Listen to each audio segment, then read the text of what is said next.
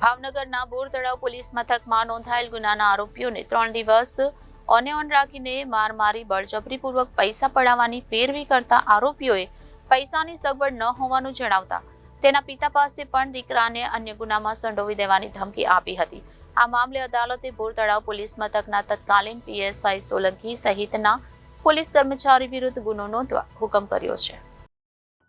આ અંગે પ્રાપ્ત વિગત મુજબ આશરે 1.5 વર્ષ પહેલા બોર તળાવ પોલીસ સ્ટેશનમાં ગુનો રજીસ્ટર કરી એક ફરિયાદીએ ફરિયાદ નોંધાવી હતી, જેના આરોપી નરેન્દ્રસિંહ ઉર્ફે ભાણુ ધીરુભા જાડેજા અને ભાર્ગવ કનૈયાલાલ ભટ્ટની સામે નોંધાયેલ ફરિયાદના અનુસંધાને બોર તળાવ પોલીસ સ્ટેશનના તત્કાલીન પીએસઆઈ આર.એસ. સોલંકી, કોન્સ્ટેબલ ગોવિંદસિંહ કાનાભાઈ, કુલદીપસિંહ, ગલતાનસિંહ જામસિંહ અને અનિલભાઈ મનુભાઈ નામના પોલીસ અધિકારીઓ દ્વારા બંને આરોપીઓને તારીખ 20-21-22-6-2022 ના રોજ અરેસ્ટ કરીને પોલીસ સ્ટેશનમાં ઘૂંટી રાખી માર મારી અને બળજબરીપૂર્વક પૈસા પડાવવાની પેરવી કરતા યેનકેન પ્રકારે આરોપીઓ પૈસાની સગવડ ન કરતા આરોપી ભાર્ગવના પિતા કનૈયાલાલ પાસે પણ આ પોલીસ અધિકારીઓ દ્વારા ₹15,000ની માંગણી કરવામાં આવી હતી અને જો તમે ₹15,000 નહીં આપો તો તમારા દીકરાને બીજા ગંભીર ગુનામાં સંડોવી દેવામાં આવશે અને ક્યારેય જામીન નહીં મળે તેવી કલમો ઉમેરવામાં આવશે એવું જણાવ્યું હતું। કનૈયાલાલ પાસે પૈસાની સગવડ ન હોય અને બીજા આરોપીઓની પણ આર્થિક સ્થિતિ સારી ન હોય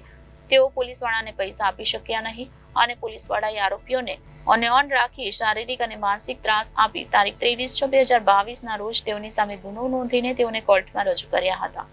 તે વેળાએ કાયદાની જોગવાઈ મુજબ કોર્ટ દ્વારા આરોપીઓને પોલીસ સામે કોઈ ફરિયાદ છે કે કેમ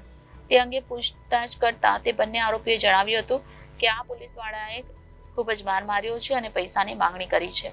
3 દિવસ સુધી ઓન રાખેલ છે તેવી ફરિયાદ કરતા નામદાર કોર્ટે પ્રથમ તબક્કે મેડિકલ કરાવવાનો આદેશ કર્યો હતો અને આ આરોપીની ફરિયાદની ઇન્ક્વાયરી રજીસ્ટર નંબરે લઈને પોલીસવાળાઓ સામે ઇન્ક્વાયરી કરવાનો હુકમ કરવામાં આવ્યો હતો। તેમાં ઇન્ક્વાયરી દરમિયાન કોર્ટે બંને આરોપીઓના મેડિકલ રિપોર્ટ, જેલરનો રિપોર્ટ, મેડિકલ ઓફિસરના રિપોર્ટના આધારે તેવો હુકમ કર્યો હતો કે આરોપી ફરિયાદીની હકીકત પ્રથમ દ્રષ્ટિએ ખરી છે અને તેવા સંજોગોમાં એક આરોપીના પિતા કે જેમની પાસે ₹15,000 માંગવામાં આવ્યા હતા તેમની પણ જુબાની લેવામાં આવી હતી। આ તમામ સરકારી રિપોર્ટ આરોપીના પિતાની જુબાનીના આધારે ભાવનગરના 8મા એડિશનલ ચીફ જ્યુડિશિયલ મેજિસ્ટ્રેટ દ્વારા તમામ પોલીસવાળાઓ સામે આઈપીસી કલમ 166A, 389, 323, 114 અને 506A તળે ગુનો નોંધવા આદેશ કર્યો હતો। કેમેરામેન રસુલભાઈ સૈયદ સાથે રિપોર્ટર ફિરોઝ મલિક, જનાતીઝ ન્યૂઝ, ભાવનગર।